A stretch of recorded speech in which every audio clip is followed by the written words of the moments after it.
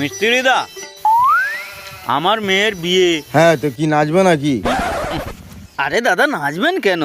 আমাদের বাড়িতে আপনি অনেক দিন যাবৎ কাজ করেছেন, তো সেই জন্য একটা খাতির হয়ে গেছে। সেই খাতিরের হিসাবে আমি আপনার পুরো পরিবারকে 3 দিনের জন্য দাওয়াত দিতে চাই। পুরো পরিবারকে 3 দিনের দাওয়াত? নিশ্চয়ই আপনি খুব বড় একটা গিফটের আশায় দিচ্ছেন। দাদা, আরে গিফটের আশায় কেন করব? আচ্ছা ঠিক আছে, আপনাকে কোনো গিফট দিতে হবে না। তার মানে আপনি কি বলতে চাইছেন আমি ফকির? সবাই গিফট নিয়ে বিয়ে খেতে ঢুকবে আর আমি খালি হাতে বিয়ে খেতে ঢুকবো? আচ্ছা দাদা, আপনাকে গিফটও দিতে হবে না আর 3 দিনের দাওয়াতও খেতে হবে না। এক কাজ করুন, আপনি শুধু বিয়ের দিন সবাইকে নিয়ে চলে আসবেন। সবাইকে 3 দিনের দাওয়াত আর আমি রং করি বলে আমার একদিনের দাওয়াত? কেন, আমার কোনো সম্মান নেই? আচ্ছা চলুন। মাথা গরম করে দিয়েছে শালা। তোকে শালা বিয়ে খেতে আসতে হবে না, তুই শালা রং কর পড়ে পড়ে।